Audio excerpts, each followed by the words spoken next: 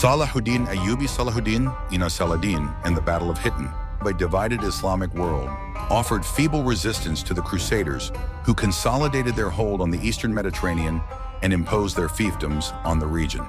The Seljuks, preoccupied with defending their eastern flank against the Afghan Ghaznavids, had thinned out their western defenses.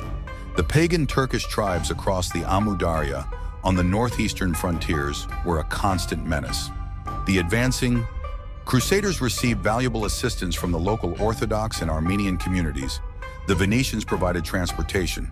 Faced with a determined offensive, Tripoli surrendered in 1109. Beirut fell in 1110. Aleppo was besieged in 1111. Tyre succumbed in 1124. The warring Muslim parties did not take the Crusader invasion seriously at this stage. They considered the Christians to be just another group in the motley group of emirs, prelates, and religious factions jostling for power in West Asia. Meanwhile, the internal situation in Egypt went from bad to worse. Power had long ago slipped from the Fatimid caliphs. The viziers had become the real power brokers. Notwithstanding the rout of the Egyptian army by the Crusaders and the loss of Jerusalem, Al-Afdal, the Grand Vizier was more interested in playing politics in Cairo than in recovering the lost territories. When the old Caliph Musta Ali died in 1101, Al-Afdal installed the Caliph's infant son Abu Ali on the throne and became the de facto ruler of Egypt. But this did not sit well with Abu Ali. When he grew up, he had Al-Afdal murdered. In turn, Abu Ali himself was assassinated in 1121. Anarchy took over Egypt. Abu Ali left no male heirs. His cousin Abul Maimun became the caliph, but he was deposed by his own vizier, Ahmed, and put in prison. Not to be outmaneuvered, Abul Maimun plotted from his prison cell and had Ahmed murdered. After Abul Maimun, his son Abu Mansur succeeded him. Abu Mansur was more interested in wine and women than in the affairs of state. His vizier Ibn Salah ran the administration, but his own stepson Abbas murdered him and became the vizier. The Fatimid caliphs in Cairo had no power and became pawns in the hands of the viziers, and the institution of vizier was usurped by anyone who was ruthless and powerful. In 1154, Nasser, the son of Vizier Abbas, assassinated Caliph Abu Mansur. The sisters of Abu Mansur discovered this act of murder and appealed to Ruzig, the governor of Upper Egypt, for help in punishing Nasser. They also appealed to the Franks in Palestine.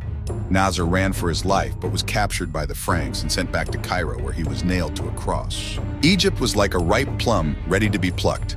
The Crusaders knew that control of Egypt would deal a devastating blow to the Islamic world. The local Maronite and Armenian communities would welcome them. From Egypt, they could open land communications with the Christian communities in Ethiopia and command the trade routes to India. Several invasions of Egypt were launched. In 1118, the Crusaders landed in Damietta, ravaged that city, and advanced towards Cairo. The Egyptians repelled the invaders, but the resources consumed in defending their home turf prevented them from defending Palestine. The last Fatimid stronghold in Palestine, Ascalon, fell in 1153. With Egypt in disarray and the Seljuks under increasing pressure from the Ghaznavids and the Turkish Kara-Kitai tribes, Crusader rule in Jerusalem went unchallenged for almost a century. The task of defending against European military invasions had to be organized from northern Iraq and eastern Anatolia. Today, these are the Kurdish provinces of Turkey, Iraq, Syria, and Persia. Maudud, a Seljuk officer from Mosul, was the first to take up the challenge. In 1113, he defeated King Baldwin of Jerusalem in a series of skirmishes. But Fatimid assassins murdered Maudud in 1127. Another Turkish officer, Zengi, continued Maudud's work. Zengi was a first-rate soldier, a man of righteousness, fairness, and piety. He ruled with firm justice, making no distinction between a Turk and a non-Turk. In 1144, Zengi captured the city of Edessa. This provoked a new crusade in which Emperor Conrad of Germany and Bernard of France took part. Zengi inflicted a crushing defeat on the invaders, forcing the Germans and the Franks to withdraw. But two events took place that delayed the task of expelling the Franks from Jerusalem. In 1141, the Seljuks suffered a major defeat from the pagan Turkoman Kara-Kitai at the banks of the Amu Darya. In 1146, the Fatimid assassins murdered Zengi himself. His son Nuruddin pursued Zengi's work with even greater vigor. A man of extraordinary ability, Nuruddin organized a systematic campaign to expel the Crusaders from West Asia. Nuruddin was a man of piety, bereft of prejudice, of noble disposition. The unsettled military conditions provided ample opportunities for capable persons, and non-Turkish soldiers rose rapidly through the army. Among them were two officers, Ayyub and Shirkuh, the uncle of Salahuddin. Systematically, Nuruddin's officers brought all of northern Iraq, eastern Syria, and eastern Anatolia under their control. Damascus was added in 1154. With the resources of these vast territories behind him, Nuruddin was ready to challenge the Crusaders in Palestine and fight for control of Egypt. The key to Palestine lay in Egypt. As long as the Fatimids ruled Egypt, coordinated military action against the Crusader kingdoms was not possible. The race to Egypt was of great immediacy. In 1163, there were two rival viziers in Cairo. One of them invited the Franks to intervene in Egypt. The other appealed to Nuruddin. Nuruddin prompted dispatch Shirkuh to Cairo. In 1165, both the Seljuks and the Crusaders appeared in Egypt, but neither was able to establish a base. 2 years later, Shirkuh returned to Egypt with his nephew Salahuddin. This time, he was successful in establishing his authority in the Nile Delta. Mustadi, the last Fatimid caliph, was forced to appoint Shirkuh as his vizier. In 1169, Shirkuh died, and his nephew Salahuddin was appointed in his place. Salahuddin was the man of the hour. He fought off repeated attacks by the Crusaders on Egypt, put down revolts within the army, and gave Egypt respite from incessant civil war. Despite 3 centuries of Fatimid rule, the Egyptian population had remained Sunni, following the Sunna schools of fiqh. In 1171, Salahuddin abolished the Fatimid Caliphate. The name of the Abbasid Caliph was inserted in the Khutbah. So peaceful was this momentous revolution that the Fatimid Caliph Mustadi did not even know of this change and quietly died a few weeks later. The Fatimids, once so powerful that they controlled more than half of the Islamic world, including Mecca, Medina, and Jerusalem, passed into history. The Sunni vision of history, championed by the Turks, triumphed. With the disappearance of the Fatimid schism, a united Orthodox Islam threw down the gauntlet to the invading Crusaders. Historians often argue whether it is man that influences history or it is his circumstance and the environment that shape the course of events. This argument misses the point. There is an organic relationship between the actions of men and women and the circumstances under which they operate. Those who chisel out the edifice of history do so with their power, bending the flow of events to their will and leave behind a blazing trail for others to follow and sort out. But they succeed because circumstances are in their favor. Ultimately, the outcome of historical events is a moment of divine grace. It is not obvious a priori what the outcome of a critical historical moment will be. Salahuddin, perhaps the most celebrated of Muslim soldiers after Ali ibn Abi Talib, was a man who molded history with his iron will. His accomplishment in evicting the Crusaders from Palestine and Syria are well known. What is less well known is his achievement in welding a monolithic Islamic body politic, free of internal fissures, which offered the Muslims, for a brief generation, the opportunity to dominate global events. It was the generation of Salahuddin that not only recaptured Jerusalem, but also laid the foundation of an Islamic empire in India and briefly contained the Crusader advance in Spain and North Africa. With the dissolution of the Fatimid Caliphate in Cairo and the consolidation of Salahuddin's hold on Syria and Egypt, the balance of power in the Eastern Mediterranean tilted in favor of the Muslims. Arabia, Yemen, as well as northern Iraq and eastern Anatolia were also added to Salahuddin's domains. It was only a matter of time before the weight of this power was brought on the Crusaders. The cause for hostilities was provided by one of the Latin chiefs, Renaud de Chatillon. Renaud was the king of the coastal cities in Palestine and Lebanon. To quote the well-known historian Bahauddin, "This accursed Renaud was a great infidel and a very strong man.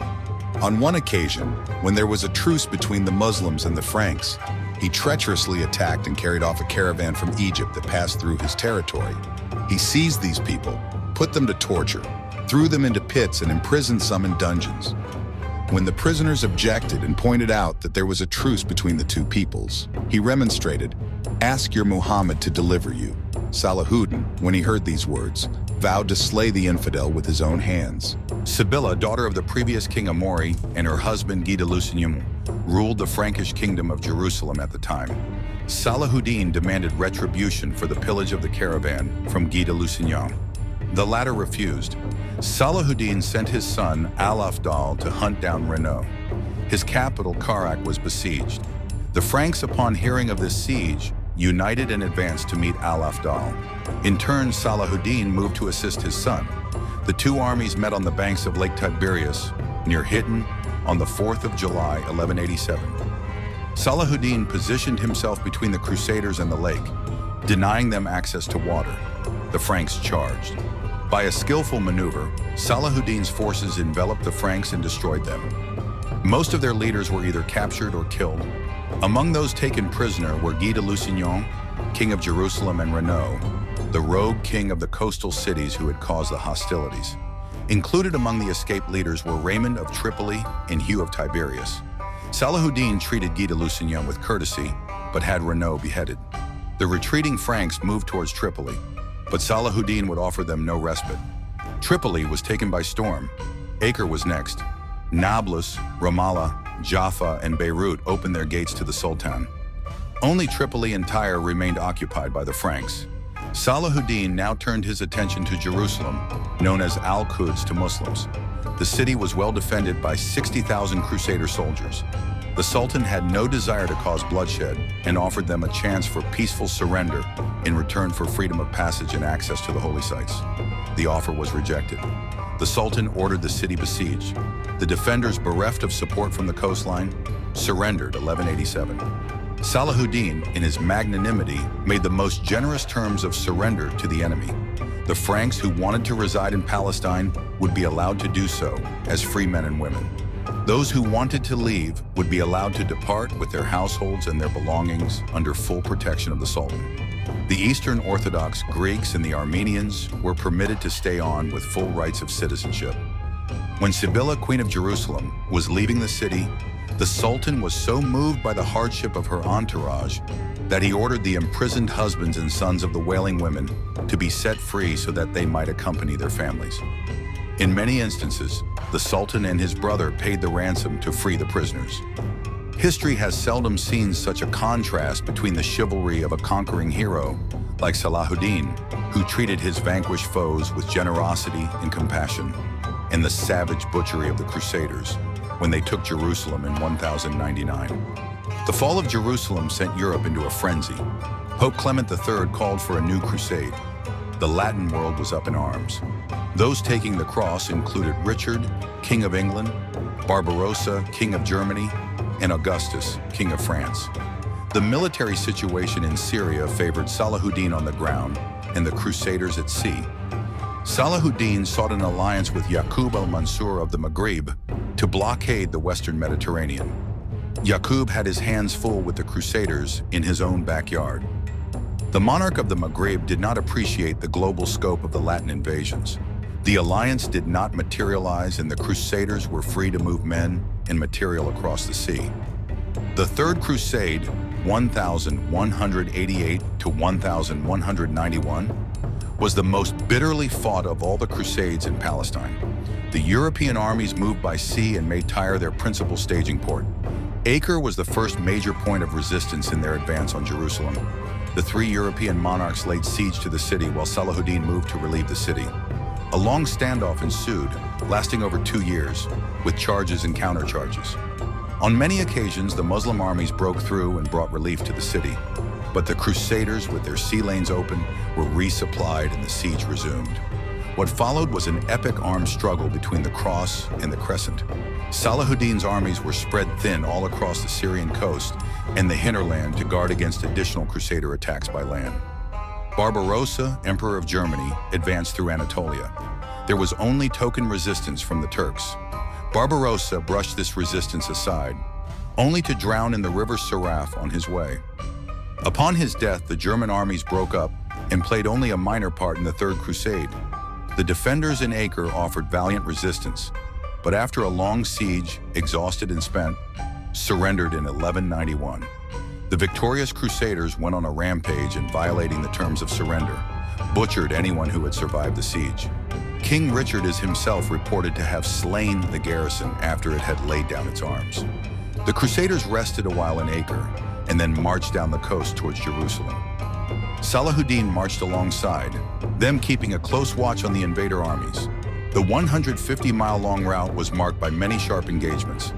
When the Crusaders approached Ascalon, Salahuddin, realizing that the city was impossible to defend, evacuated the town and had it razed to the ground. A stalemate developed with Salahuddin guarding his supply routes by land while the Crusaders controlled the sea. Richard of England finally realized that he was facing a resolute man of steel and made an overture for peace. Meetings took place between Richard and Saifuddin, brother of Salahuddin. At first, Richard demanded the return of Jerusalem and all the territories that had been liberated since the Battle of Hittin. The demands were unacceptable and they were refused. It was at this juncture that Richard made his historic proposals to bring peace to Jerusalem. According to its terms, Richard's sister would marry Salahuddin's brother Saifuddin. The Crusaders would give the coast as dowry to the bride. Salahuddin would give Jerusalem to his brother. The bride and groom would rule the kingdom, with Jerusalem as its capital, uniting the two faiths in a family bond. Salahuddin welcomed these proposals, but the priests and many among the Franks were opposed. Threats were made for the excommunication of King Richard. Tired and disgusted with the narrow-mindedness of his comrades, Richard longed to return home. Finally, a peace treaty was concluded between Richard and Salahuddin. Under its terms, Jerusalem would remain under the Sultan, but would be open to pilgrims of all faiths. Freedom of worship would be guaranteed. The Franks would retain possession of a strip of land along the coast, extending from Jaffa to Tyre, but the bulk of Syria and Palestine would remain in Muslim hands. The Third Crusade marshaled all the energies of Europe on a single enterprise, namely the capture of Jerusalem. But all that the full might of Europe and the combined resources of its monarchs could claim was but one insignificant fortress, Acre. Salahuddin returned to Damascus, victorious and hailed by his compatriots as a symbol of valor and chivalry.